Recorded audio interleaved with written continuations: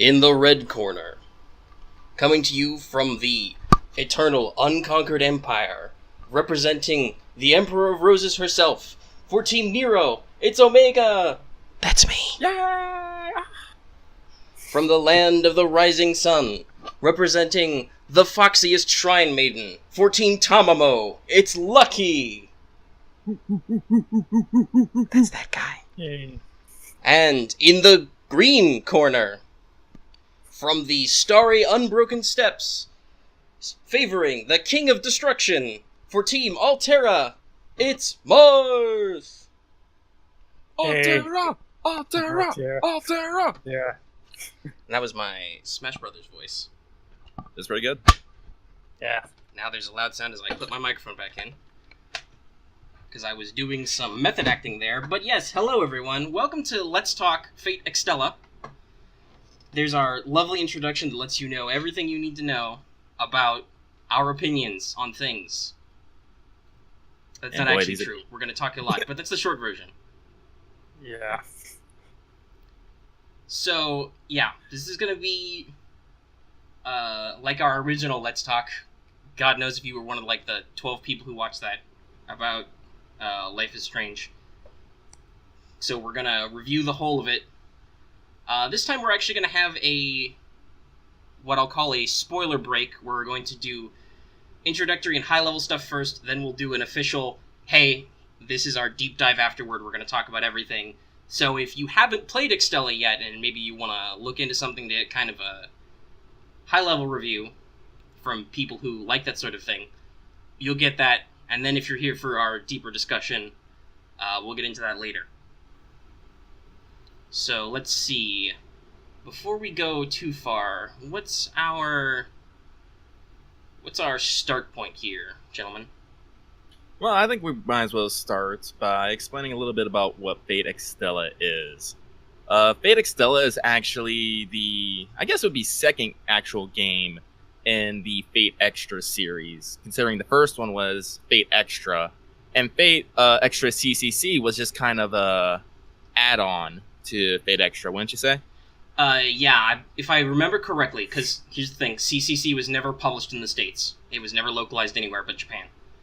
Yeah. If I remember correctly, however, CCC had the original extra game in it, and then it also added a second story called The Far Side, which was intended to be played after. So it was kind of a sequel, but it was kind of the same game. It's one of those situations. Okay. Yeah. And And from we what should I've note that both Fate Extra and I believe the original run of CCC were on the PSP. Let me just... Never played either of those. yeah, neither of either of us. Like, honestly, when I got picked up Fate Extella, I wasn't too sure what I was getting into. I was just like, hey, I'm going to pick Excel. Maybe it's going to be that visual novel thing. Nope. Well, it kind of was, kind of wasn't, but yeah, it just got re-released for the Switch. When was that? I think I know it. Well, just here, like you go look that up. Extra. So Extra was released on the PSP in 2010 originally, and then 2011 in North America, and then CCC was only released in Japan in 2013. So that's our origin of the series. Yeah, so Extra's been around for a while, and Extella was originally released on the Vita and PS4, like early this year, if I remember correctly. Yeah, North America got released January. Yeah, Japan this came year, out in, 2017. If God forbid you Nintendo- were watching this in a Okay. year that is not 2017. I just checked. It was released in North America on July 25th. Yeah, so it was like a month ago. So Yeah. So that's very recent. And if you're familiar with our work in Fate Grand Order Let's Talks, we talked about there was an Extella tie-in event. There was a quest and a commemorative CE. Actually, there were a couple commemorative CEs that were tied to the Switch release in North America. Alright, so let's see. Well, looking at Extella, not a lot of reviews come out, but one of the ones that stuck out to me is that Extella only received a 67 out of 100 on Metacritic. And honestly, like, I played the game, I like the game, I love the game, but if I'm going to take a step back out of my own perspective, like, I can understand why I got a 67. Yes, I would say we'll get into our high level review after we do some more like introductory talk explaining the game. But I would not have rated it at a 67 out of 100. But at the same time, I can see how, especially professional game reviewers might take that stance, as it were. Yeah. But the world of Fate Extella does have some world to build on. Apparently, it takes place in the future, right?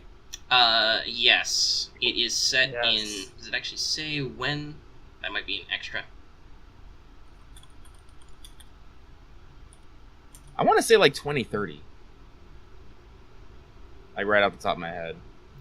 Yeah, I believe that's what I said before when we were discussing it. I'm not seeing it mentioned on Wikipedia right away. But yes, if I remember correctly, well, okay. I can give the rough outline on Extra to start, and we'll just kind of walk through our high-level plots. So, okay. The Fate Extra setting is slightly different than the regular Fate setting. It's a different branch, where basically... Again, I haven't played Extra, so my understanding is somewhat shaped by other materials and what we're able to pick up from just what Extella tells you.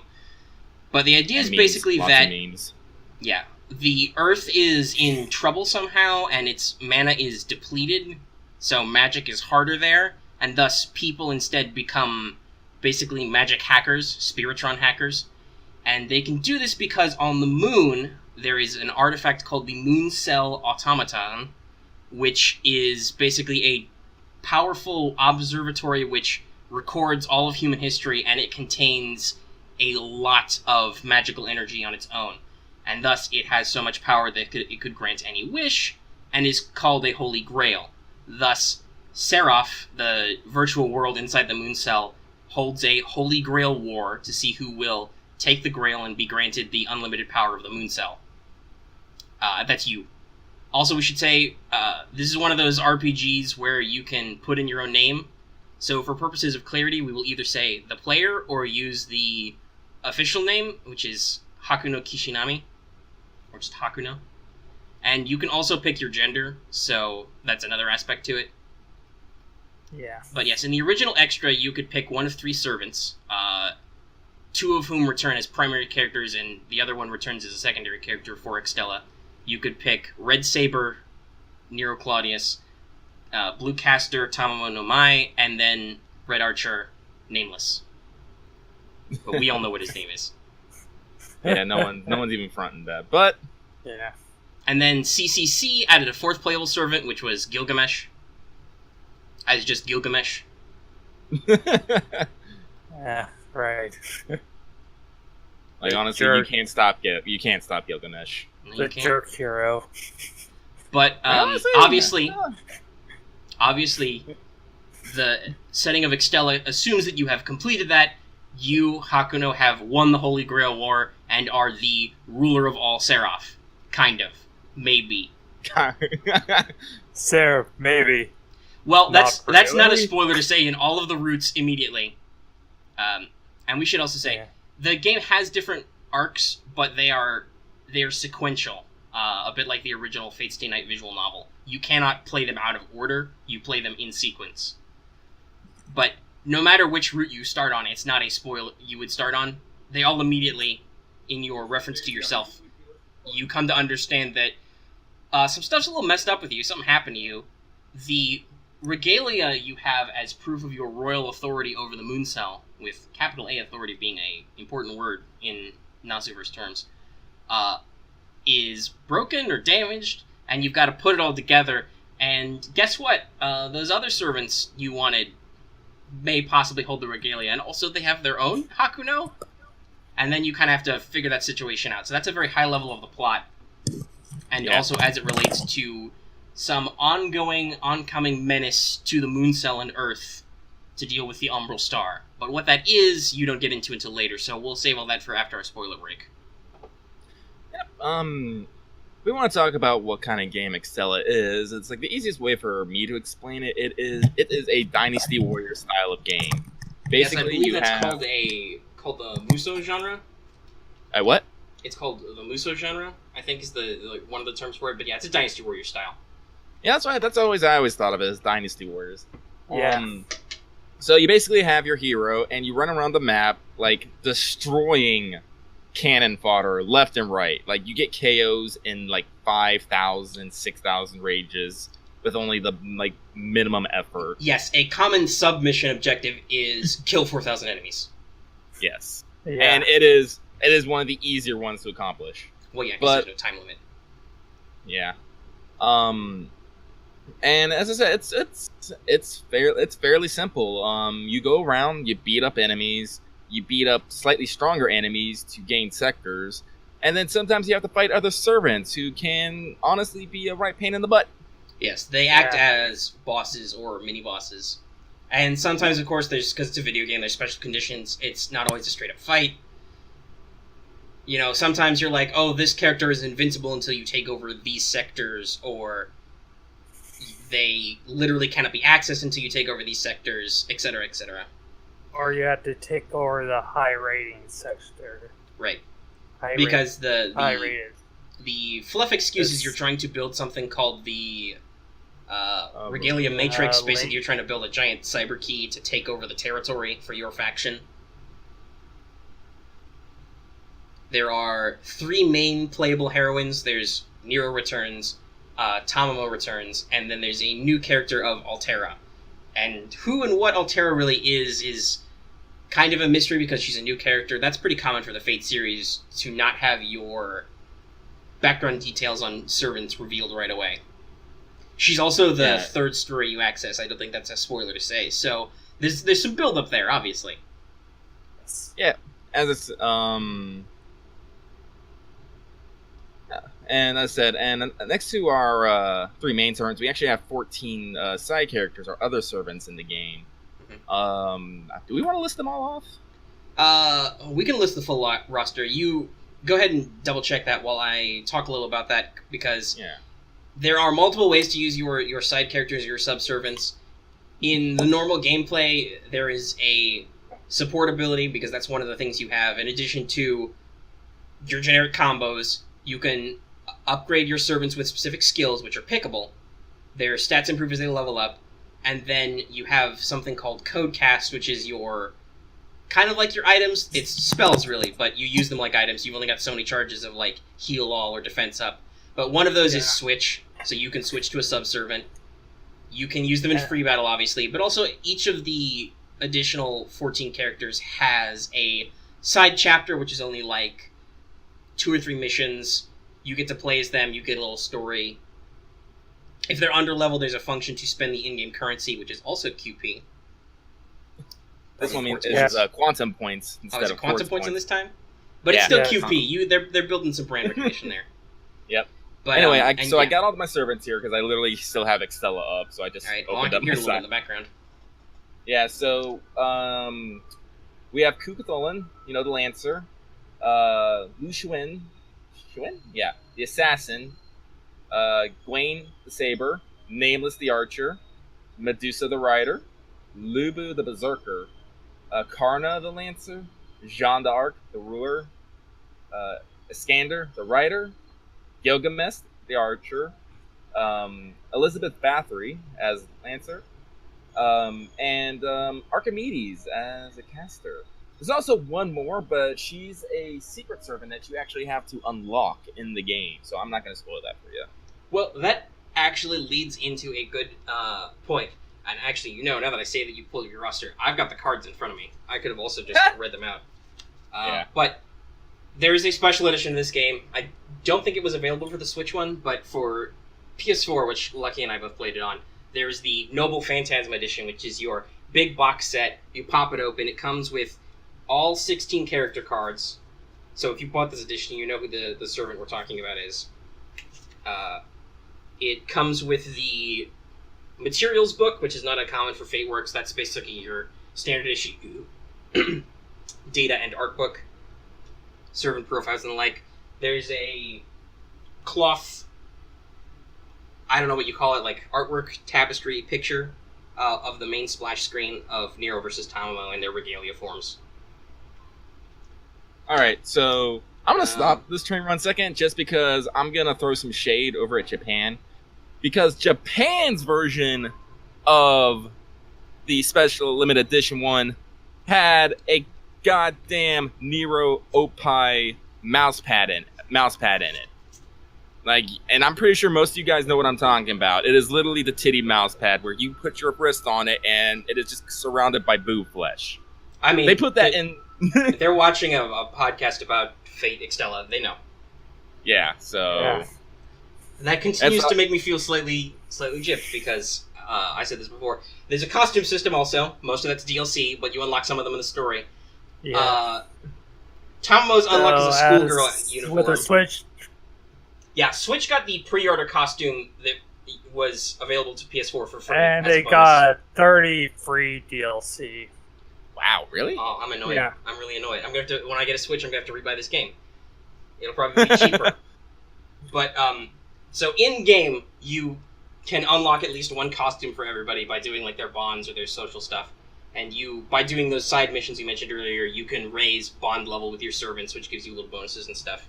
And for the main ones, it gives you extra scenes, which are really cute and stuff. But for Tamamo, her unlockable costume that's in the game by default is a schoolgirl outfit. For Altera, her unlockable outfit is a nurse outfit. Nero gets like a little uniform thing and a crown and a coat. And I'm just like... It's like a nobles thing. Yeah, it's a fancy pants noble suit thing. I'm like, this isn't any sexier than your regular dress. What are you doing to me, Nero?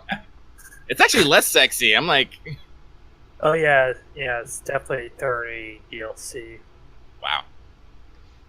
So what we're hearing is buy on Switch, which actually, honestly, that makes sense because the Switch is both. You can, Extella is not graphically intensive, and you can.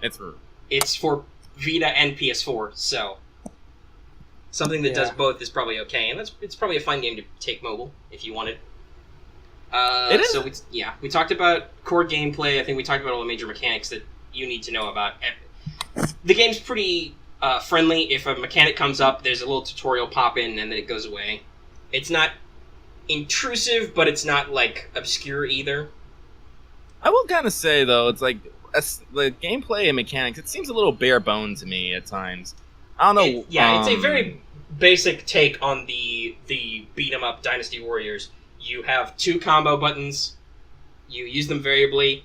It's got the Bayonetta thing where you can just turn on auto combo if that's not your style. Yeah, but it's like...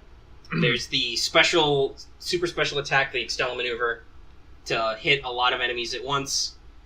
You can charge up your Noble Phantasm by certain pickups on the map, and that's your super ultimate attack, and so on. You've got an HP bar, you've got an Extella bar. It's pretty simplistic. Yeah. It's not intrusive, but if you're looking for a deeper gameplay experience... Yeah. But, like, one of the things that, like, I found, like, super annoying about, like, game plans, whatever, is not so much your actions, but the actions of everyone else. Like, the enemies, they get a whole bunch of goodies to throw at you. And on your team, you got you.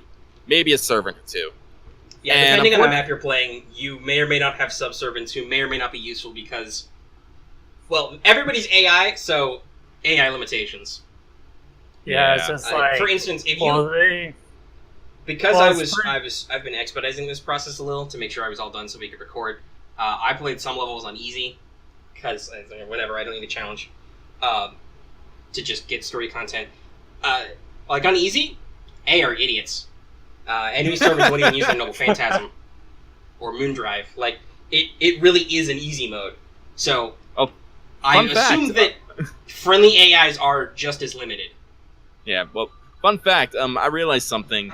I'm playing on easy mode. There are some maps where the Phantasm Circuit, that's the item you need to use your Noble Phantasm. The map will only give you 2. It took me a minute to realize where to get that third one is. You have to interrupt the enemy's noble phantasm to get that third piece. So if you're playing on easy mode, there's a chance you just won't be able to use your noble phantasm. You just won't be able. Now that you need it, that's the thing though. You don't need it. Yeah, you don't. Yeah. But honestly, I'm a fan of the dramatic and the thematic. So I like to finish all my boss battles on the noble phantasm. Oh, I mean, yeah. Like every one of them. I'm like, If you're like, watching this right now, I have 2 recordings of streams of Extella up on my channel. One of them was me trying to play the story mode, which doesn't work so good because a lot of the scenes, basically any dialogue is blocked in-app. So Wow. that's not great. But you can see me take on the first couple missions and stuff. And I also have a flair for the dramatic. And then I played some free battle, which isn't as restricted. For some mine things, like sometimes I don't care too much. I just like see the servant trying to do the phantasm. I'm just like, nope, go and Extella maneuver. Finish them with that. oh, that's a good idea. I never tried that. I just usually go You can punch them in add- the face. You can pretty much just stop them by doing that. Yeah, Extella maneuver is pretty powerful. It's Yeah, usually but- either that to finish, or you use Moon Crux or Moon Drive and just guard break. Yeah, Because Or that is do something they Moon still do Drive. on easy. Enemy servants still guard. yes. So we're kind of breaking So- into our high level review. Let's go around. I prefer a 5-point system. So what's your 5-point score? I will give it. Me, I'll give go ahead. I was about to say, are we giving it like for each specific section, or are we going for overall? Well, yeah. Let's start with an overall. I think. All right. All right. Well, on a 5-point scale, I'm gonna say, because of my personal vested interest in the Fate series and my emotional attachment to it, I'm gonna give it a 4 out of 5. As I said, like the gameplay wasn't anything I write home about, but the characters and dialogue, which is something I will greatly expound on later, always kept me pushing the button X to see what happened next. My score is the same. It is also a 4 out of 5. It is a very enjoyable experience. I'm glad to have it. But at the same time, once I've played through this game and I've gotten like maximal percentages, beat all the side stories, gotten all the extra events, I don't necessarily see myself playing this just for kicks either. You know, once you get if you get your platinum trophy, you're done. You're not playing this for fun after. Right. Personally, I would just give this a 4 out of 5. It's just like one of those games. It's just like, I guess it's fun if you just want to cut most of your aggression out of some like mindless slaughter and all. But it's just like after that, it's just like, what do you after the story's done? All right, so it seems like we've built a nice round score of 4 out of 5. Yeah. So we can talk about the individual aspects. We've already talked at length about the gameplay and the mechanics, how we feel about those. Our group conclusion seems to be that they're fun, but they aren't necessarily deep. And simple thing, you can enjoy simple things too, but as Yeah. Very simple. It's just like, Well, like I said, you could turn on auto combo. I haven't tried that, but I'm sure it looks good. and I prefer to actually find which of the characters' combos I like, though. yeah. We'll probably get into that just after like- the break. I know I've gone to like the little Dynasty Warrior style with Hyrule Warriors, but yeah. Let's talking about the music and sound design we're going on. First things off, something that you all should know is the game is entirely in Japanese. Yes. Well, game audio is entirely in Japanese. The text is Well, yeah. translated. You don't have to learn the moon runes. This is not like a CCC situation. But yes, all dialogue is in Japanese. Some of it is not subtitled. Yeah, that's a little irritating at times. Yeah, your action I've been watching- dialogue is not subtitled. I said, if you like watch a bunch of anime, I've actually studied Japanese, it might not phase you as much, you know. But sometimes, like when they're doing moves or when they're just talking to you like on menu screens, it's just they're just speaking the moon language at you, and you're just like, what are they saying? Yes, and unlike Fate Grand Order's translation, there is not a... You can play all the audio clips of them speaking, there's not subtitles for that. Yeah. Yeah, like specifically one that that particularly irritated me is I just recently I hit Nero's highest bond level, which is 30. That's another aspect of the game is you get like friendly with your servants, your bond level goes up, you get events with them. And there was when I hit 30, there was an additional line of dialogue where Nero was sounding pretty damn shy and cute. I'm like, what is she saying? What is this? How dare you take this from me? Waku Waku. Yeah. Daisuke. I know sometimes they. Well, that often happens with some animes and whatnot. Well, I will too. say though, obviously this is probably one of the situations where anybody who's familiar with this series, the dialogue is Japanese. Who cares? I mean, there's still not a official English translation released. There's not an official English publication of the original visual novel. The people who are familiar with this franchise are probably used to the certain Japanese isms of it, so that's okay. And the Japanese, the voice actors are all killing it. We should say that the localization elements or the translation elements are a little limited, but sound design wise for dialogue, all the voice actors are top notch. They're killing it. Even those who have to do like very weird archaic Japanese or mix in odd English terms. God bless Tomo's VA. She obviously she's got a lot of work cut out for her playing that character. But everybody's voices are top notch. All the dialogue is voiced when you're clicking through it in the story. Like all of that is voiced in addition to having Except for the translated player. text. And of course, if we talked about that, you're a little savvy with your Japanese knowledge, you can pick up where they more colorfully translate rather than literally translate. Though that's okay because some of the verbal text don't have a direct translation. For instance, Nero's constant.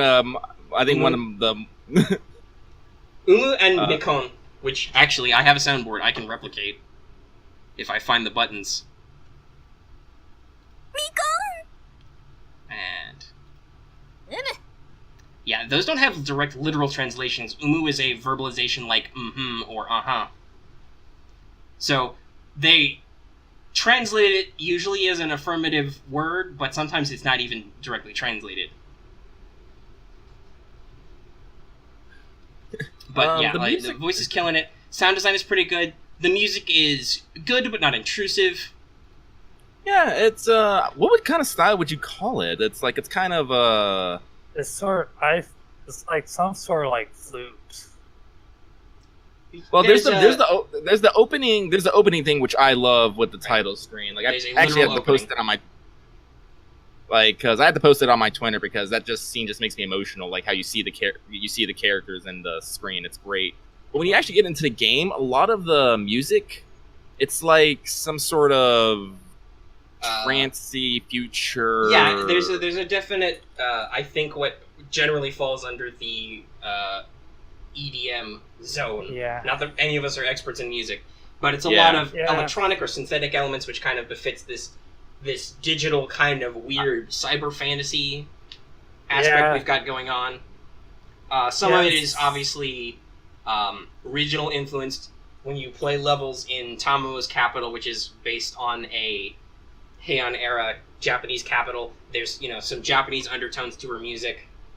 Though she also has a discotheque, so with legs for days.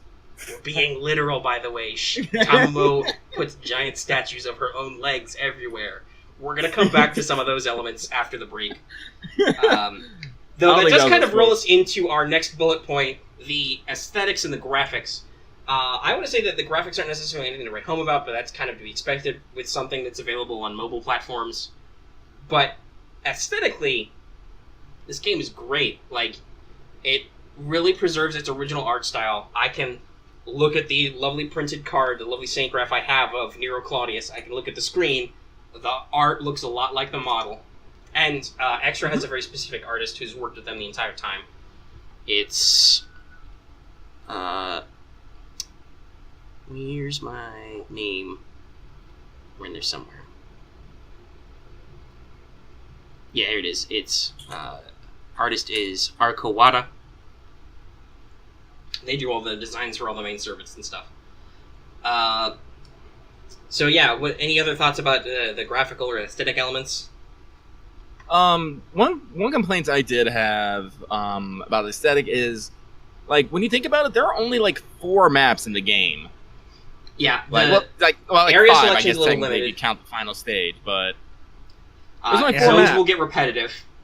Yeah, so it gets a little repetitive. But the maps themselves, they're pretty freaking great. They have like this, like, I guess I'll go with a brief explanation of each the 4 maps. Well, yeah. Before we do that, let me say, so the idea here, we talked about this earlier, is that you're in a conflict to assemble the regalia, crown the single ruler of Seraph, so you can handle the Umbral Star, whatever that may be.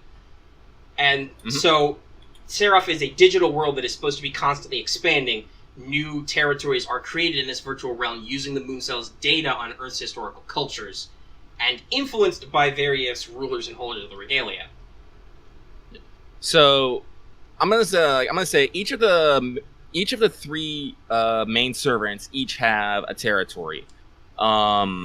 So Nero's, her territory is based basically on Rome and has like a bunch of Rome architecture. And I think the greatest freaking piece of all is there is a centerpiece of Nero wrestling a lion, just which out of she nowhere. actually talks about in one of her Bond events. She wants to wrestle lions naked, like Heracles.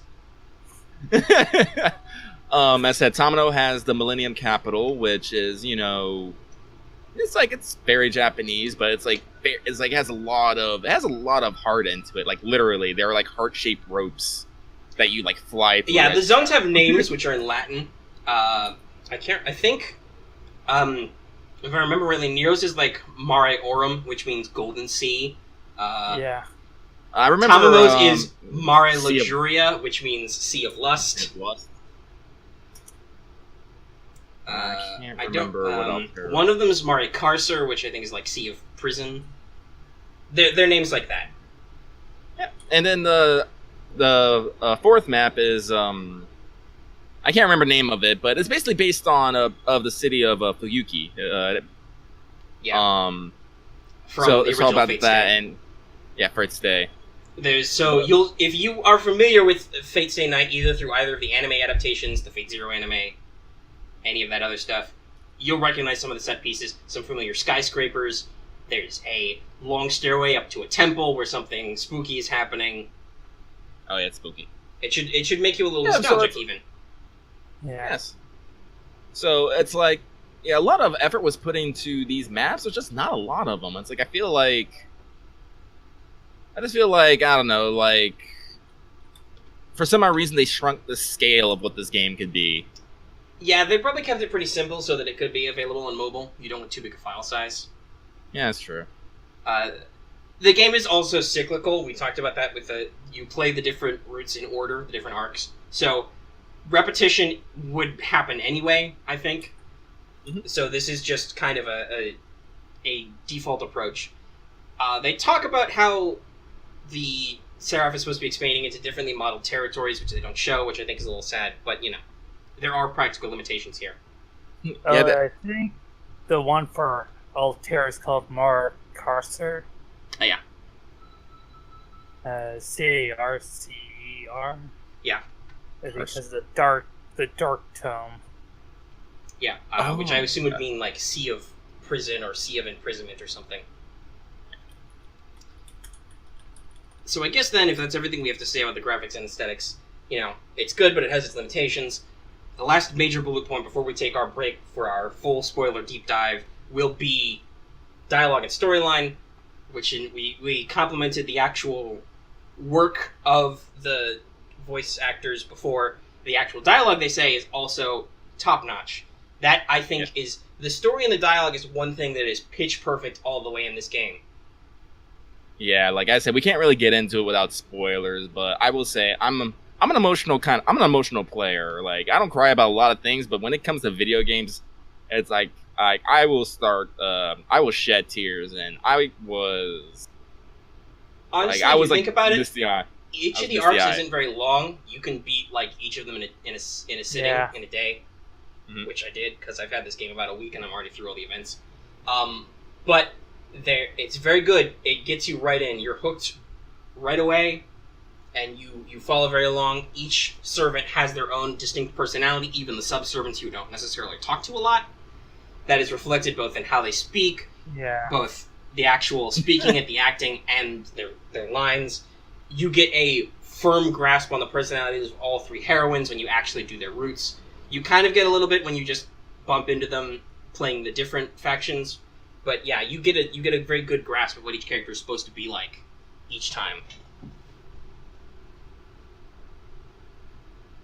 As I said, like, honestly, it's like, if nothing else, it's like the story kept me going on this game. It's like it's why I kept picking it up, because I'm all like, because right now, as I said, I beat the main story, and right now I'm working through the side servant stories, and as I said, they're entertaining as well. Omega will know this. We just got through the one that had me dying for a bit. Yeah, no.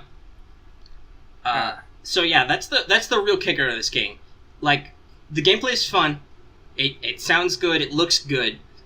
But if you really want to invest the time, you want to invest it because it has a solid storyline. It's very entertaining, very gripping.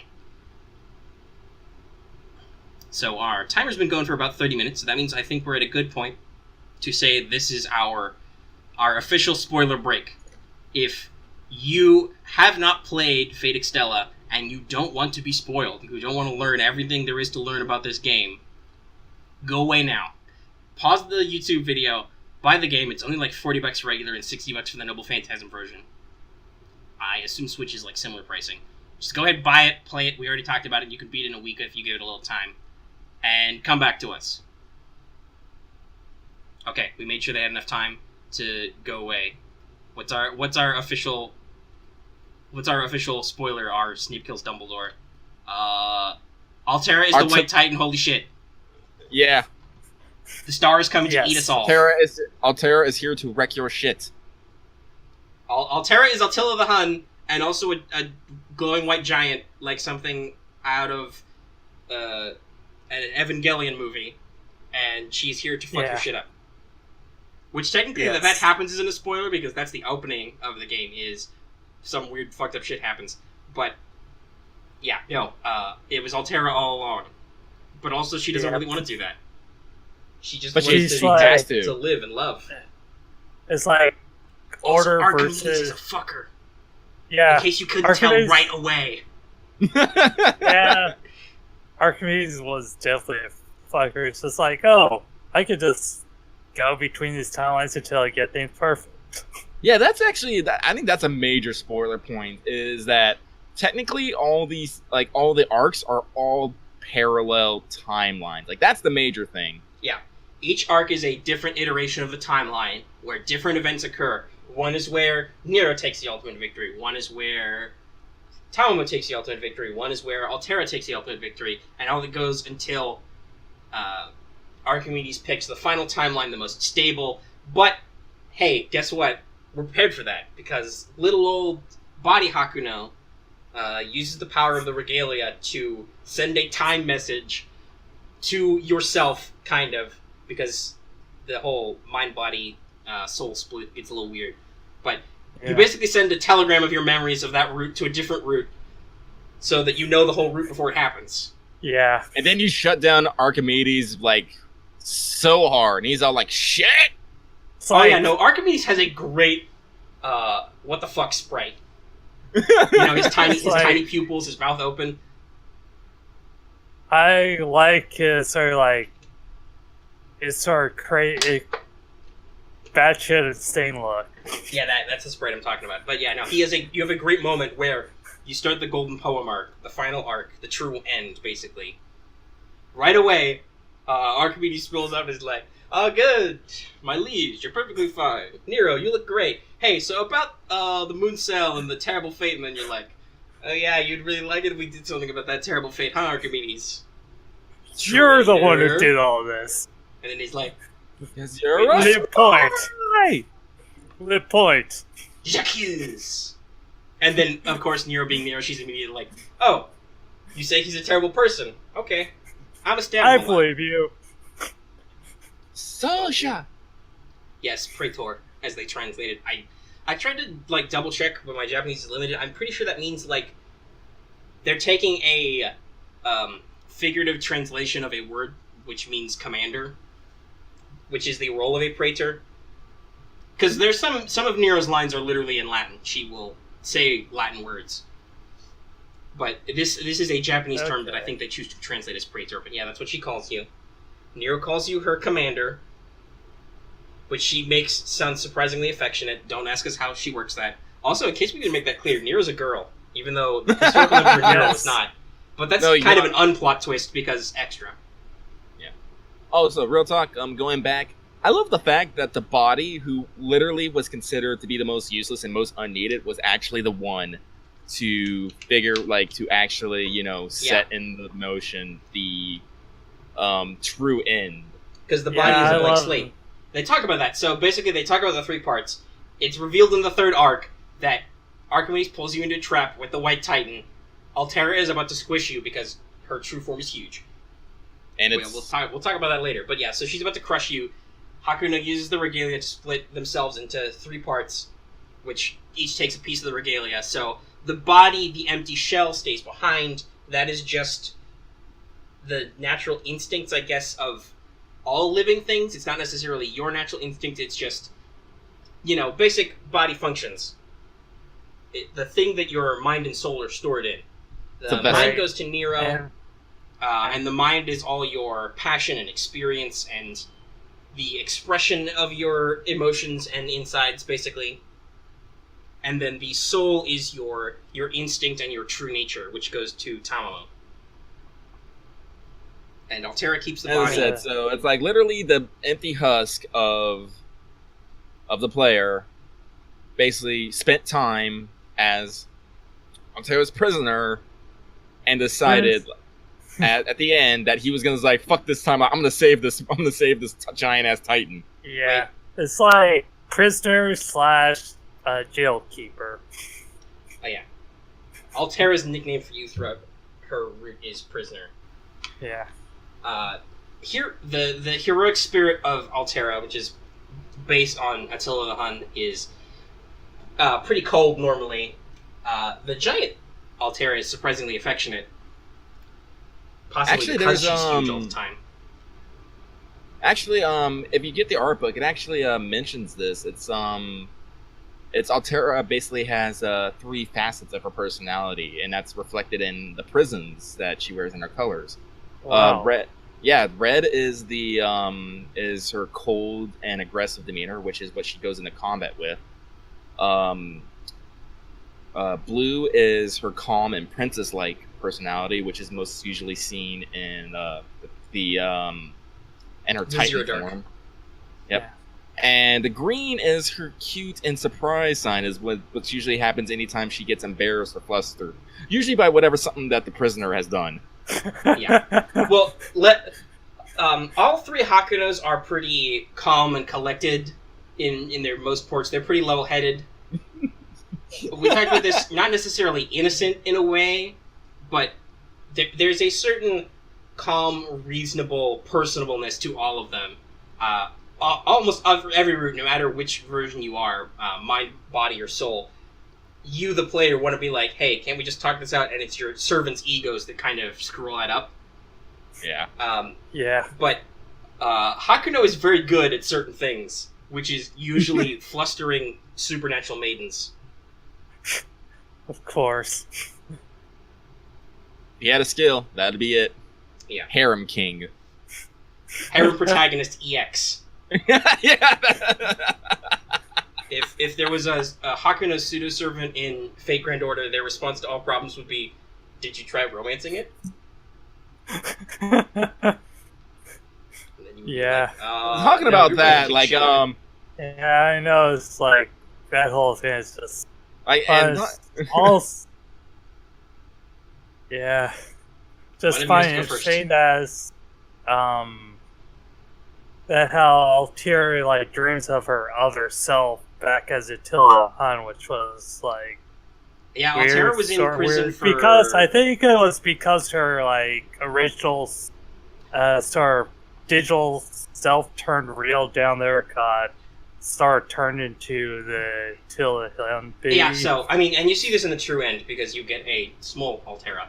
But basically the way it works is, the Umbral Star, the Velber, those fuckers, shot a space bullet, which became a digital space bullet, and it affected the moon cell, and it took over a part of it, which became the Zero Dark. That was partitioned off. And then, using all the knowledge of the moon cell, the data version made of Spiritrons of Sephiroth the White Titan made a physical version of herself down on Earth, which fucked everybody's shit up, until a holy sword was used to completely obliterate the fuck out of the Titan. But a tiny piece, the core, a backup remained, and then the Huns found that, and that person basically lived as a human on Earth, and that was the historical Attila the Hun in Nasuverse, who is recorded as a heroic spirit, which is why there is a Attila-esque version of Altera summonable, both in Extella and in Fate Grand Order. And so 2 points here. I said I got the game before Omega did, and I went through it, and I saw the scene where the original Titan got blown through by the beam of light. I didn't think about it much until later, until Omega told me that that Excalibur that Arturia wields is actually the sealed version of it. Yeah, and she's wielding the holy sword of the planet. Yeah, and that it's literally the planet's defense system. And at that moment, I remember that scene, and it literally clicked, that Altera was literally destroyed by Excalibur, 14k years ago, and I'm just like, what? Yeah, part how many levels of does an this understanding go? of what a noble phantasm actually is, which is, I think that the broadest definition, if you go to the Type Moon Wiki, is that it is crystallized human hopes and dreams. Basically, it's it's a metaphorical object that people believe in, that is attached to certain legends or exploits. Some of them are physical items with material properties, others are just conceptual weapons. Excalibur is a conceptual weapon, and its concept is the sword of world-saving hope. And it is explicitly in works. It's actually mentioned, I think, first in Fate Prototype, the outline that became Fate Stay Night, that the sword is sealed because at maximum power it's freakishly strong and can destroy the White Titan, which literally killed gods. So, Arturia or various other characters who use Excalibur are using it in sealed form, scaled down a little. And even then, it's an anti-fortress noble phantasm. Oh, by the way, Arturia is the secret character we didn't talk about before. Yeah, spoiler. Like I said, it's pretty obvious she's card number... let's see, is it? Yeah, she's 13. So it's not super secret. But there's a little bit of finagling.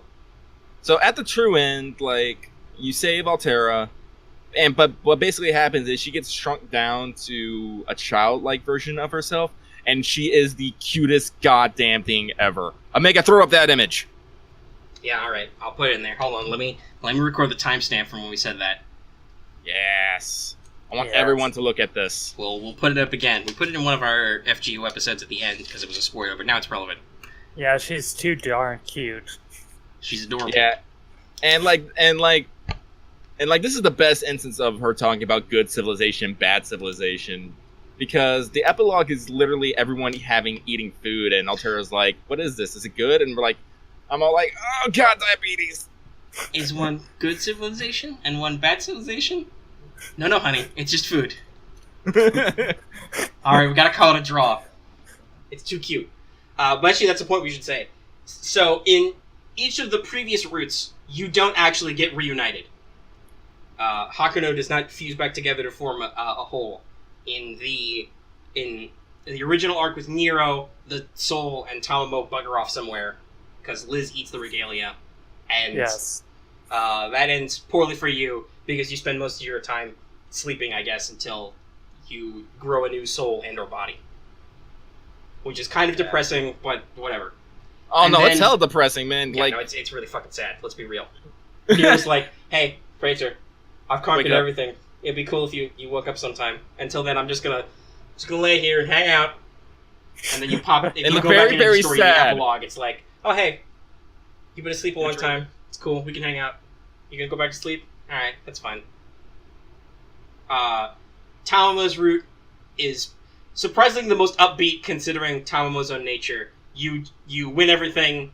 You accept that bad shit's probably gonna happen someday, but it's okay. We can just live for now. And you bugger off to go on a shopping trip as the soul, because the soul is the most stable. Yep. And then in Altera's route, we already talked about it. The body is basically breaking down and then sacrifices itself on a quantum level. In all timelines, the body has to be destroyed for it to work. Otherwise, it doesn't make sense. Yeah. It would cause a paradox. And what was it? Go It ahead, was fixed time point, fixed point in time. Yeah. Yeah, quantum time lock. Right. Because that's something we should mention, is that Extella does probably the best direct explanation of how parallel universes work in Type Moon Works I've ever seen. At the front of Altera's route, it actually explains it's like a tree. But the world can only hold so many branches, so every once in a while, it prunes itself. Realities that would dead end early, or that would shoot too far ahead, they would get too distant, they go too far out, they get pruned. And then there's this thing called a quantum time lock every once in a while, where basically time reasserts itself and similar possibilities kind of collapse together and then spread out again. Yeah.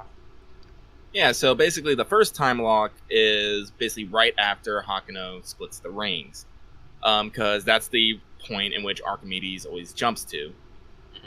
And then the the end point is, you don't, until the true ending, I don't think you necessarily actually see it, other than it's implied, I guess, by the epilogues. But the point is, Archimedes and the Velber want that to be, the moon cell is defeated, the regalia is destroyed, the jamming signal that prevents the umbral star from knowing where Earth is gone. And in the true ending, you manage to arrange all that, defeat the White Titan, but in this timeline, the most stable one, it's explicitly mentioned by Archimedes, which is why he wanted to go there last. You manage to preserve the core of the Titan as small Altera. Yep. The price is that the body dies. It literally has to die. Otherwise, it would cause paradox, because if it survived, or if it fused, it could not send its message back in time, which allowed the whole process to work in the first place. It would create a time paradox, which would be bad. But the mind one thing that they did explain is that actually in Seraph, you don't actually need the body. As long as the mind and soul is combined, everything is right. Because theoretically, every wizard, every mage who gets uploaded into Seraph has a physical body back on Earth that they were basically plugged into from. And that's more clear in Extra, because there's a Holy Grail War, and every time a master loses, their physical body is also killed. Which I thought is kind of weird and suspicious, but it probably ties into some higher level plot thing that we don't get because we haven't played Extra yet. Yeah. As to why they actually die. But yeah, so it's a death tournament. So, theoretically, Hakuno had a physical body that is back on Earth that they may have left behind to become the ruler of Seraph. And there's a digital copy of it, but that copy is not necessary. Though it is pointed out that without a body or a soul to stabilize it, the mind is the most unstable. So the body can be an important component, but it is not required if you have the other two pieces. Yeah. Also, talking about the true end, it is the harem ending, which is great. Explicitly so. Yep. So I basically, wrote in our show notes, as is good and just for Hakuno, who was basically trying really hard to pull it off the entire time. He really was. So Please, basically, what stop. happened is with Well,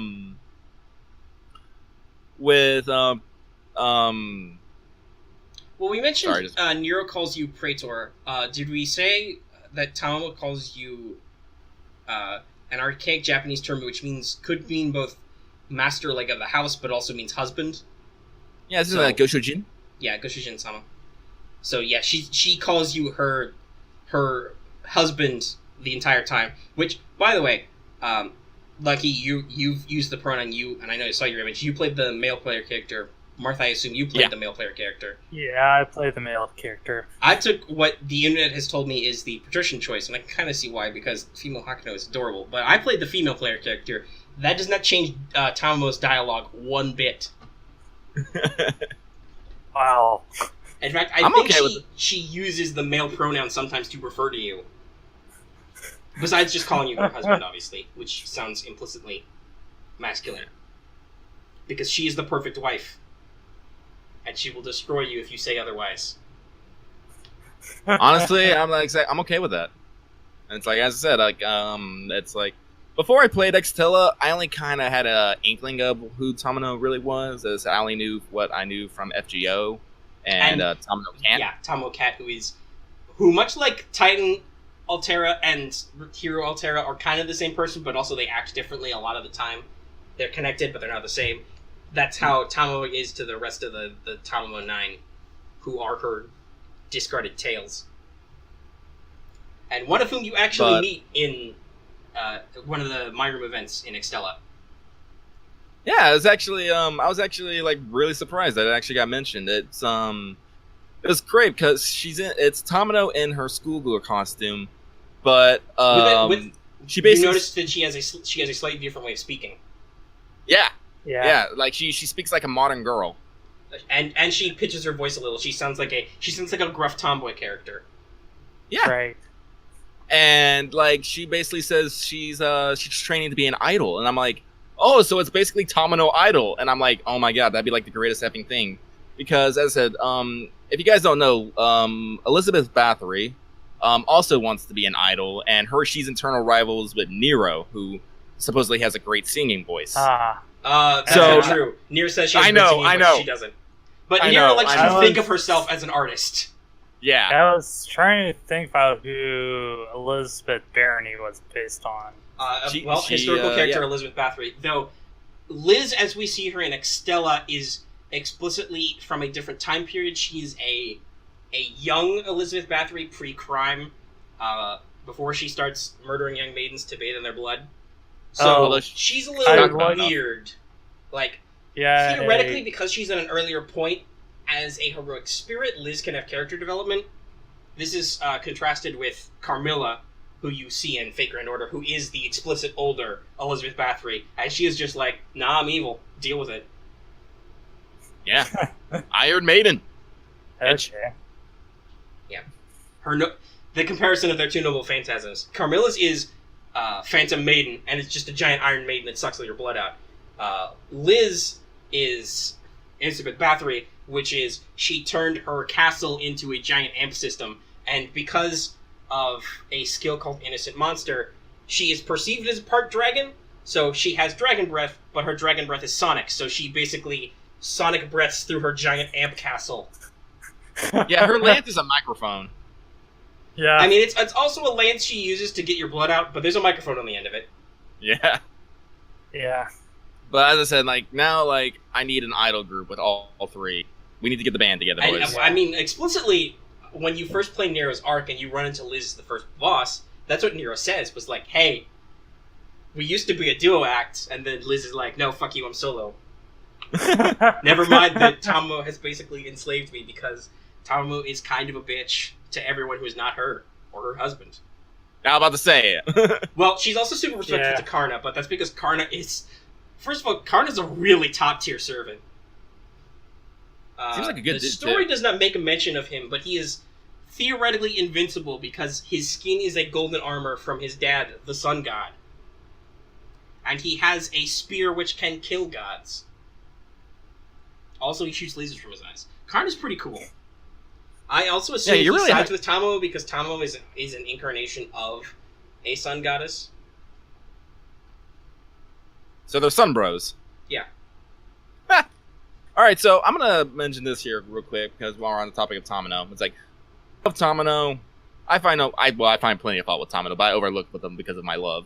But I knew that Nero was dramatic, but after playing this, I have realized that Tamino has only two settings: no chill and absolutely no chill. And you can tell them very clearly by her sprites. You know which one is the absolutely no. You know which ones are the absolutely no chill sprites. Usually they're prefaced by a Mikon, which is sometimes translated as Heaven's Me, Yeah. Yeah. and her incredibly rapid fire speaking, usually Yeah. calling Yes, herself and most like there's at least one point where she refers to herself as Kawaii Kawaii Tammo-chan. Like, double cute Tammo and the diminutive honorific. Yeah. Yeah. And like I said, when she gets that way, she is not shy about attacking you. Like, this game is rated T for teen, but Somehow. Yeah, all right, let's go through the bullet points here. I have some of the list. They literally just like tiptoe around that line, even break it sometimes. Yeah, so I'm pretty sure the only reason why this is rated T for teen is because nobody really uses any explicit language, and nothing is explicitly shown, but anybody who has two eyes and understands the English language knows what is happening. So let's run through the bullet points. First of all, as a boss, the White Titan Sepher has first of all, she's got a very different cup size from Altera, but there's some pretty heavy suggestion of some nip there. There's the outline, the typical outline, very anime-esque. There are some very implicit fade to blacks on Tamamo's route constantly. At night, she says things like, thank you for the meal. It's just like, whoa. Yes, thanks for the meal, or it's hot tonight. Oh man, no, talking about like, I remember the specific, My Room event where they're about to go to bed, and it's all like, and they're like feeling passionate, and it's like, I'm not feeling thirsty, but I'm like, no, man, you are thirsty as fuck right now. Well, speaking of thirst, also, Mein Hakuno is eternally thirsty for Nero. Like, Nero is a forward, unabashed, egotistical, almost narcissistic character. There was a joke in Carnival Phantasm where she talks about how the front of her dress is quote-unquote see-through, and she says, "No, fool, I'm letting them see." I mean, because she's got a leotard under it, but yeah. So, that's Nero's personality. The front of her, like, battle ball gown is clear so you can see her, leotard and her legs. But Nero is taken aback by how forward the mind of Hakuno can be sometimes. We're like, yeah, sure, like, we could just hang out. You're, hey, Nero, your face is beautiful. Your lips are really soft looking. She's like, what?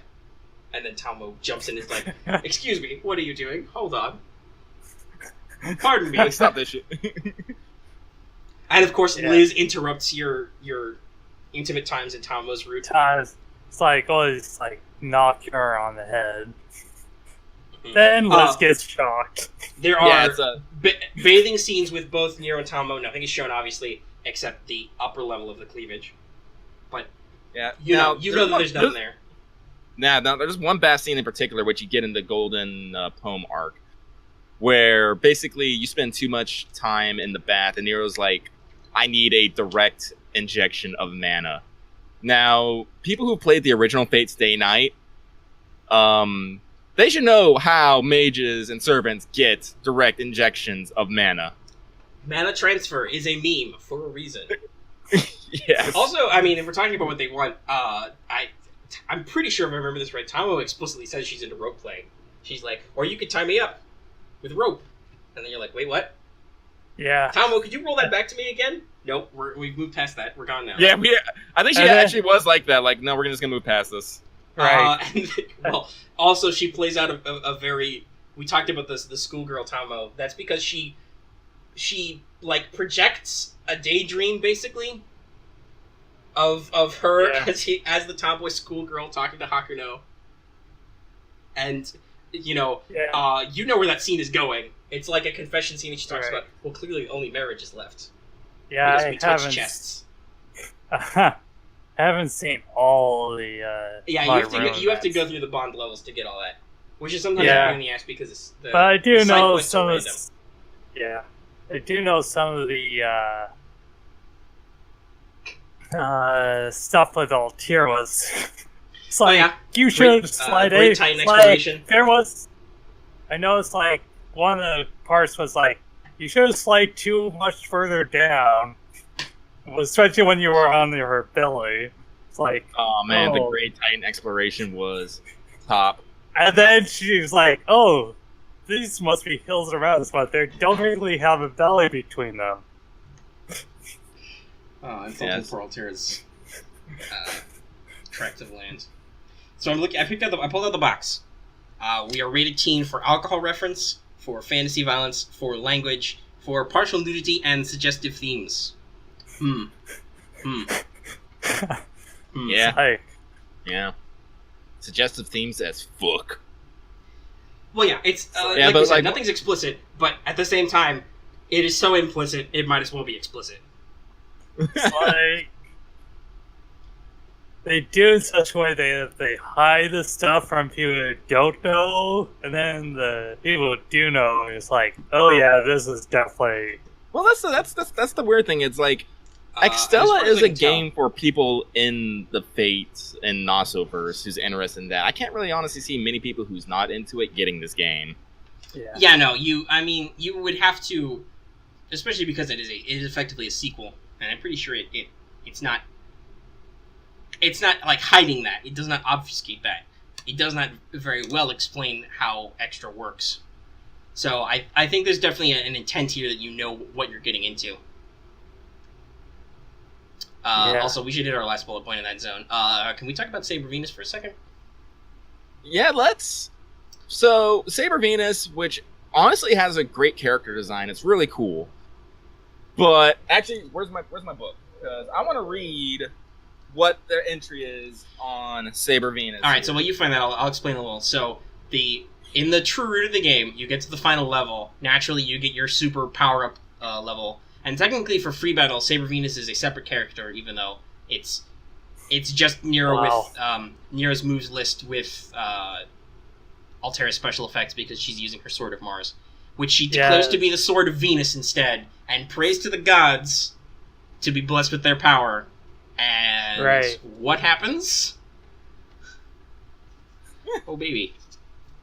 Gets the god power up, and with the Sword of Mars is the historical like background of that is apparently it's like just because part of Tira's character is just like anything she touches becomes Well, yeah, so she defeated the god of war, and he dropped his sword, and she took it. And so the Sword of Mars became a conceptual part of her character, so that any tool she uses ends up being the Sword of Mars. that must be Which also sort connects of, to the actual messed up in Attila a the way. Hun legend, because Attila was said to have acquired a fallen sword that once belonged to Mars. All right, so guys, okay, so I got the Saber Venus entry up in the art book, and let me just read this out to you. The final surprise of this title: Fate EX always pushing boundaries, but this is definitely the furthest the team has ever pushed it in the history of Extra. Kamino Cat comments, she's pushed straight through the envelope. It's very much in character for Nero to beseech the aid of the god of love, Venus, and not the god of war, Mars. We went with Venus instead of Aphrodite because Venus rolls off the tongue better. We salute Wada Arco, who straightforwardly faced the bikini armor motif that's fading into obscurity, without a shred of embarrassment, finished it up into something so beautiful. So I just want you guys to think about that for a second. That we're starting off with bikini armor. And honestly, I think calling it bikini armor is a stretch. It's a thong and some Yeah. little pasties. That's Yeah. the amount of coverage you got. She's also got some It's huge just- gauntlets and some legs, so, there's some of that. But no, the... Wings for days. Yeah, and wings, and a winged Wings for helmet. Days, very tasteful design. It's really cool design, but Jesus Christ. It's perfect It is. for Nero, but also, Jesus Christ, this game is rated T for teen. Yeah, and that final level was really cool. Yeah, it was good, I but actually also I it know, involved did a you- weird did mechanic you, break when you like- flew. Did Yeah. you smash through the barriers or try to dodge around them? Well, you had to I smash did a some combi- of them. I did a combination of I just smashed that was the through one all of time them. I failed the level by dying and had to burn a command seal, though. Yeah, It was because I hit too many of them because my I- timing wasn't I- perfect. I think I failed twice, and that was during Noble Phantasm matches. And with the final level, it was just oh nope, I can't re-dodge for crap there were reasons. some So that it's were and so it's just okay, so time, boom, press A, press Yeah, A, it's, press A. it's a what you call But it. then There's there's a 4 quarters circle, and then it'll bring up some of them, and sometimes it brings up 4, so you have to break them. Yeah, it's just okay, so after a while, I was just okay, some of these, they give you only a split second to decide on what to do, so it's okay, I'm just going to smash through all of them. And that's what I did. Plus, I also had the code thing for, like, giving invincibility. Oh, that's nice. You had a code cast for that. Yeah, the code cast abilities are actually really flexible. I haven't hardly explored them at all. I just usually keep, then I know that there was the code cast for automatic moon drive. Yeah. Oh, yeah, I've seen that one. I mostly Unfortunately, just the ones keep, I use them... collector for drops, But I haven't heals, gotten all the code things. and then sometimes defense up, depending on the build. And like if I held switch for a while, but I literally never used it in an actual match because those guys would be poorly leveled, so I ditched it eventually. I'm mostly just healing and other support abilities. Like heal all is good because if you know that somewhere else a subservant's getting their ass beat, you can pop heal all and they will regain HP and they'll last a little bit longer. Right. I think them losing is kind of scripted a little. We talked about that before, that there seem to be AI limitations for friendly AI too. Yes. Yeah, well, as I said, I actually looked into this. While your areas are under attack, only your HP goes down. The attacking team's HP doesn't drop at all. So literally, once they get to that area, it's literally a matter of time before your side loses, and that's one of my complaints. Yeah, I think that happens when you're not there because I've seen my friendly servants definitely fighting back, like actually attacking any aggressors, but only while I was actually standing there. Yeah. And it might also be because, let's be honest, regular aggressors are fucking useless. Whether it's for your team or the enemy team, like the bog standard, like double-sized guys with huge swords, they're fucking worthless. Yeah, like, but then you get into like the once giants, in a blue moon, and then you can evade their attacks easy peasy. Then the giant flying ones. I think the one I hate. Plants also can't actually hurt you, but they just spit out aggressors like crazy. Oh yeah, the plants. The most annoying ones are either... There's a couple of like really huge aggressors who have like higher HP and actually do like zone damage and stuff, but the most annoying I found are basically enemy archer and lancer programs. They're the ones that most No. What are those? What are the flying ones? The flying manta guys. I don't know what they're called, but those guys are also assholes. Anything that shoots a projectile is annoying because there's no real... I think you can kind of cancel projectiles by attacking with some of your attacks, but mostly you can't. So they're the most likely to catch you off guard and break you out of a combo or something, which is really fucking annoying. Oh no, the flying manta is the worst because they're very rapid fire, Yeah, and there's like usually like 8 of them all doing it at once. You're like, no, stop, no. Yeah, and then they'll stun lock you. I hate those mana ones because the electric ones, they just pretty much. I mean, they aren't even. Take away your those guys aren't even anything. aggressors too. Those are just generic attack programs, like I said, like archers and lancers.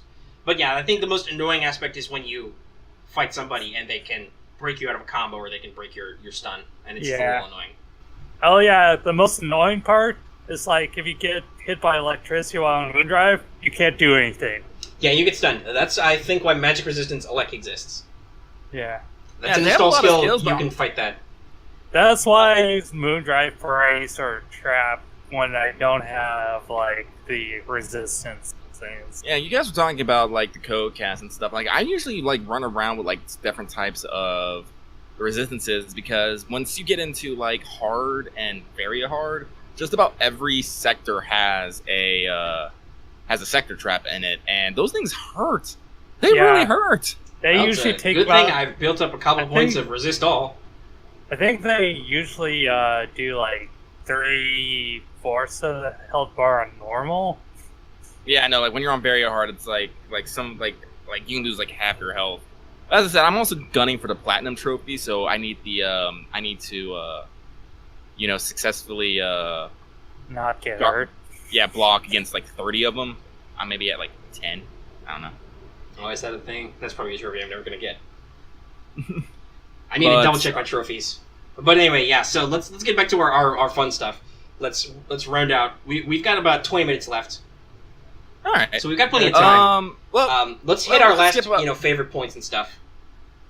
We already talked about the game that has an actual like OP and not even just like an opening song, but it's got like the whole opening animation and everything. That's really cool. I'm actually, believe it or not, I'm really like excited that it was done by the lyrics were done by Kotoko, who was actually like one of my old school anime like song favorites. She like did like the opening to like Onagai Teacher and stuff, and it's like, oh man, like just seeing that come back was like a blast from the past. Let's see what else we got here. Oh, anytime Nero. Yeah, if we're I talking shall about limit. music, I put that bullet point in. There are certain Right. theme cues in the story. Both for Noble Phantasms will play your associate theme, but also they happen just sometimes in the story. Nero has a specific theme, which I think is originally for Extra, which Oh yeah. is her Noble Phantasm theme, which also plays when she's doing cool stuff. I love that. I think my most greatest mode is whenever I use Archer's like Noble Phantasm. Oh, that's right. I haven't played him at all. That probably plays Emiya, doesn't it? Yeah, it Oh, plays it's the everything. I mean, Oh. if you're doing UBW, it better play. Yeah, no, you have to. But it's just like sort of dulled out until it gets through all the dialogue. Then it does like a small. Oh, does it rip actually of say it all? What? Yes. Oh, well, now I have that- no. So I know all what side that- story I'm doing next. I was going to do Medusa, but I'm going to do Archer Yeah, instead. no. I'm Does signing up all for it right that- now. It does all that Jinglish or whatever it's called. Yeah, English. English. His great line. It is- It does it all in English. But also, Artoria's theme, Sword of Promised Victory, plays. Really great thing, if you haven't beat her side story yet, in the final battle where you fight Iskander and Gilgamesh, that's just the background theme, is just Sword of Promised Victory. It's the battle between kings. Which I guess is just great. Moving on a bit so we can get to a little bit of gushing here. My room is... I love how they just literally call it my room. Yeah, that was the thing in Extra, was your, like, zone, where I think it was literally like you had a room. Because But it's like, that's where you your basically hub like world do was all like a your... school thing. Hmm. And that's the Mystic Code in FGO, is the school uniform for Extra. Yeah. That we've already got. But yeah, so that was literally your room, was like this partitioned personal zone. Obviously, some of the servants have more elaborate my rooms than others. But all of I those like sequences Tom are best. great.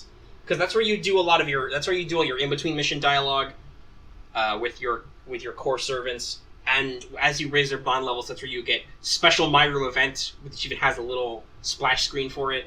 That's where all the really good character building and interaction stuff is. That's where all the racy stuff is, but also that's where all the best, like, cutest parts are. Great Titan exploration. Yeah. Altera decides to become a nurse for some reason. No, Nero talks no, about okay with her past and stuff sometimes, which gave us a great setup for the new Casca version of Nero that appeared in Fate Grand Order, because she talks about how she could totally be a magus if she wanted. Yeah, no, I was actually like, a little surprised to see that, especially since like how like relevant it was to events. Yeah, no. I'm a little sad that My Room Altera, doesn't, for site servants, My Room doesn't seem to do anything for them other than just be They a all- hub to equip stuff. Yeah, they all have Yeah. the exact same room, and it's. Yeah. At first, I was It's like, "Oh, fair. this is a pretty cool room," but then I see this is like my fourth time seeing them. I'm like, I'm kind of done with this. Yeah, it's It's pretty like generic. it's like all of the main three get pet room suites, and others get just these generic like 1-star rooms. Well, Actually, that's it true, looks like a because pretty I'm pretty sweet sure room. each of them explicitly Maybe has 3-star. explicitly has like a bed, and then there's a bathing area, and then there's like a dining area for like Nero and Tamamo, and your My Room in Altera is just her giant Titan cavern. Honestly, I'm okay with that because it has Giant Titan in there, and that's my thing. I'm Yeah. not gonna go further, but I like me some giant women. But Now that I think about it, because I was about to work into my next bullet point to talk about it, but I'm trying to remember how much of a response Nero had to seeing Titan Altera. Because I was going to mention, well, obviously, since you can be both gender, Nero is attached and attracted to either, but she seems like she's into Altera a little bit. well, Yeah. she was so into her. She was Like, like very fuck. driven to save her.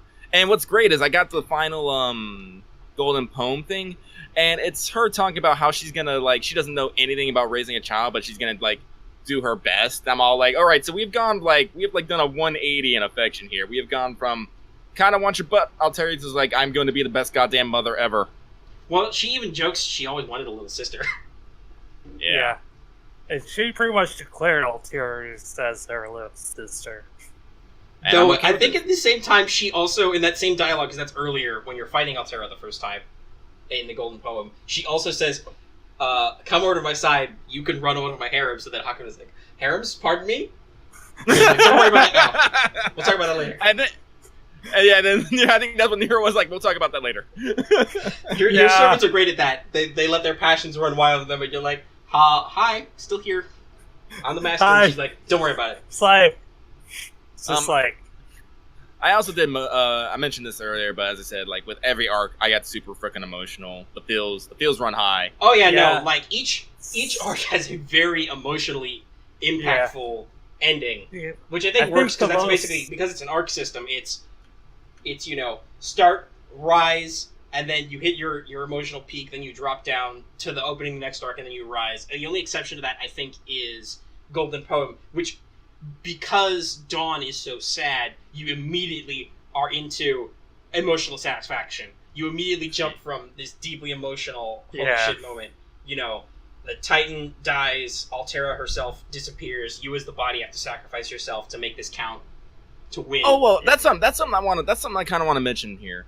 Is technically like Titan Altera and Altera are the same but different.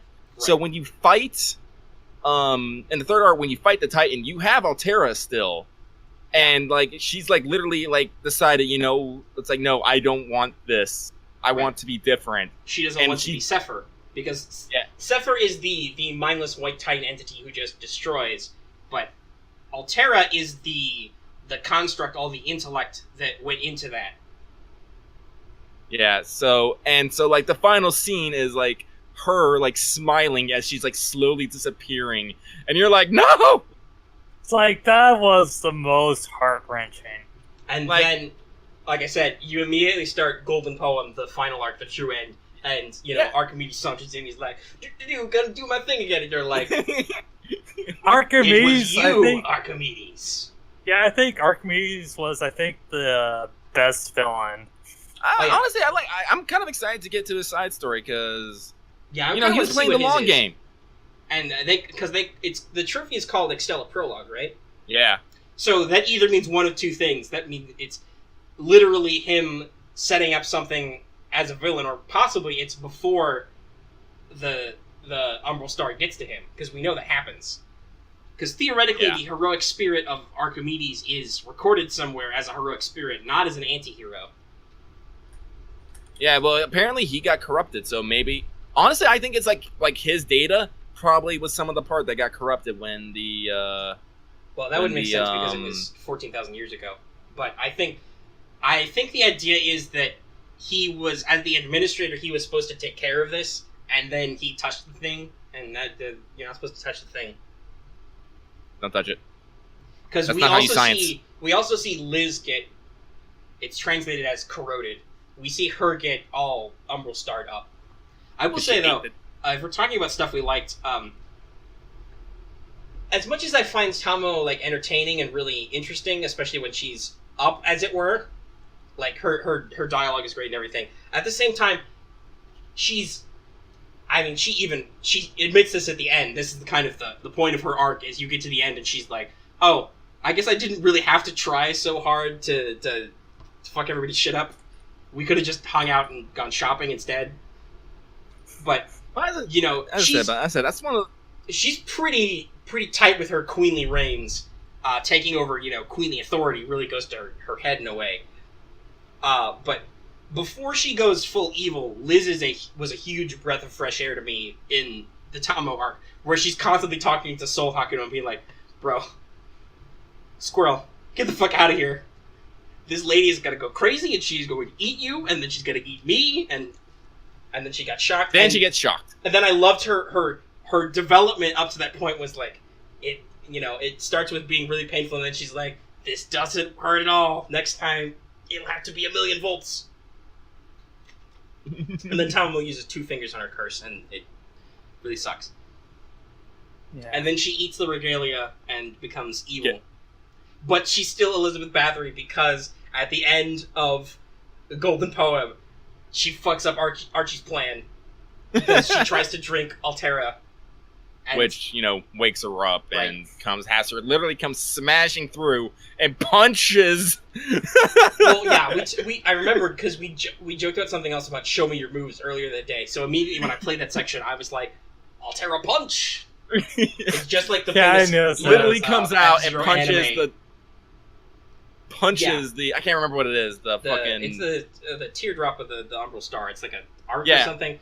It's one of Yeah. those stupid space words. But Yeah, it's it's great. like- And she just because you're busy talking to runs her, up being and like, punches it. so we need an anti-air noble phantasm that'll knock this thing off course, where it's gonna crush all of us. Oh shit, we don't have that. It's gonna crush. Oh hey, Does. she's a titan of yes. destruction. Fuck nah. Yep. Oh man, but like overall, man, I went into Extella kind of about all the main heroines, but like now that I've played it, like I just need more Tamino and Altera in my life, like just in general. It's like Tamino's my number one, Altera's my number two. Nero, So here's our fun thing. We're recording this first. Because of the timeliness of it, I'm probably going to post the Fake Grand Order Let's Talk we do next first, because that's got some time sensitive stuff in it. But to bring that up, there's a raid up going on right now. I think the third is Altera raid up. Altera. I'm saving my quartz and my summon tickets for that raid up day. Yeah. And then I'm going torn. to, after they give us more free quartz, I think I'm going to spend real money to get the quartz I need to make sure I can roll again on the next Altera day. Right. I think, yes. Because actually, honestly, that got me really interested in playing this game more, was playing FGO. I used Altera a lot as a high-level saber, because she's one of the few gold sabers in the game. I used her on friend list a lot. And it's like, wow, her character design's pretty cool, her animations are lovely and fluid, and a lot of that is Like, reflected who is in this girl? Extella, and it's like, man, this character's really great, and then you play Extella and you're like, oh, wow, Altera really is, she's got a deep storyline going on here. It's not just, what if Attila the Hun was a girl who was adorable? Yeah. Yeah, it was like, for me, Excel is just like, I was thinking it was getting to like visual novel, and then it's like Dynasty Warriors, and it's But it's still I clutches don't know, visual novel roots, which is great. because I think how I got to the Fate series was because of the Fate Stay Night and then Fate Zero Right, the anime. anime. Yeah, which only follows one path instead of all the multiple paths you can get in that game as I follow. And remember, Oh. Heaven's Feel movie coming soon. Heaven's funding, because holy shit, that animation. But anyway, that's a topic for a different time. So I think as we wind into our final block here, we're coming up on our last 5 to 10 minutes. I mean, I should probably just clear the bullet point. We talked about everybody's dialogue is top notch. As much as we make fun of Archimedes when he tries to get Liz on his side, she drops one of my favorite lines. Is it, do you prefer dragons to foxes? And my immediate thought was, I see Archimedes, who I usually call Archie, is a man of culture as well. In classic internet terms. Alright, so let's round this out. Let's talk about the future of the IP. As of the time we are reporting this, Extella Link has already been announced. It has been said in interviews that it is a stepping stone game, a link, if you will, to a true sequel. The focus is on gameplay and characters, not on story. The storyline is supposed to be very simplistic. You, Hakuno, go to a new zone of Seraph that has appeared, and you get stuck there and stuff happens. Yeah, actually, one of the major points of this new game is the appearance of the hero Charlemagne, who, honestly, I'm kind of surprised took so long to show up. Well, yeah, because they had Astolfo, one of the 12 paladins of Charlemagne, show up in Fate Apocrypha. Very popular anime. Astolfo is a hugely popular character right now. I'm really surprised it took so long for Roland to appear. His art design appears in one of Astolfo's interludes in FGO, but he's not a character yet. But you'd think one of the legendary, most famous swords in history would appear. So Charlemagne, who also has a very famous sword, Joyce, is going to be he looks like he's the main marketing character for Extella Link.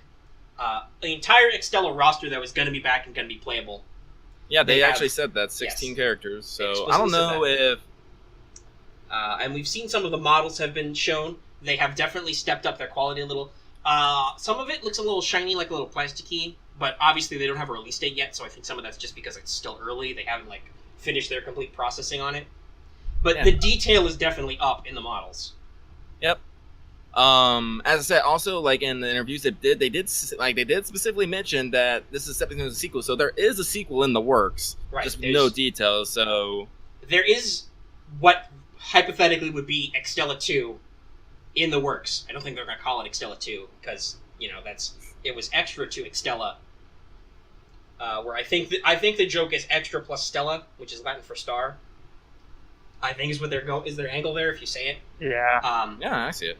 So yeah, I think you put this bullet point in. CCC didn't make it to North America, and in fact, the original publisher of CC has folded. They have gone out of business, but it might be possible that because Extella and maybe if its sequels are successful, we might see a re-release like on PC or as a downloadable bundle for PS4 and Vita to see it translated at least if it's big. And Extra and CCC, which were on the PSP, were re-released in Japan as a bundle prior to Extella's release on the PS Vita, so Titan Moon still has access to the source code. Everybody still there? Guys? Alright, so I have to reconnect. Briefly. Hold on. Ladies and gentlemen, if I leave this audio in, what is happening right now is it is thundering like hell outside, and my power kind of flickered. My computer didn't die, but my internet might have died. So I will keep you on the line until I can get back in contact with these gentlemen. I'm going to stop the timer, and I might actually pause the recording right now, and let's see if we can get them back. Okay, last thing we had, and we're back. All right, the recording is rolling again. So yeah, go ahead. We talked about Extra, and obviously whatever I was saying stayed on the recording because my computer didn't go off. Alright, so, and the last thing was the Extra anime starring Nira. Yeah, I believe that's Last Encore. Yeah, that's what they were calling it. Not a lot of details have been released on it, I think. I think there's a trailer. There's a trailer, we know what studio is making it, I don't think they've set a date yet. Yeah, but as I said, they seem to have their hands full at the moment because I said we got Apocrypha, the movies, like several movies, because we got the Prism. Yeah, Prisma Ilia's got a movie that is out now, and Heaven's Feel is about to have its first movie come out. Yeah, so they got a full plate. So who knows? But the question is, will the Extra anime cover not just Extra, but maybe CC's events, or would it, if it's popular, will it extend even to Extella's events someday? Who knows? Yeah, I'm hoping for 2 full cores. It'd be great. Yeah, that'd be pretty good. Alright, so I think that about wraps up our episode here. Here comes the usual spiel. If you like this episode, please give it a like. If you have any comments about any of the things we said here, any of our opinions we've given, feel free to leave them down below. We love comments. We don't necessarily get a lot of them yet, so I at least like to interact with lots of our commenters, so, feel free to jump in there. I'll get your thoughts. And obviously, if you want more, please subscribe. Thanks. Do you guys have anything you want to say to our audience before I let them go? Yeah, I do. As I said, if you like this, make sure to share us with your friends and get their intake on this. As I said, if there's comments, I'll be sure to answer them too, so don't hesitate.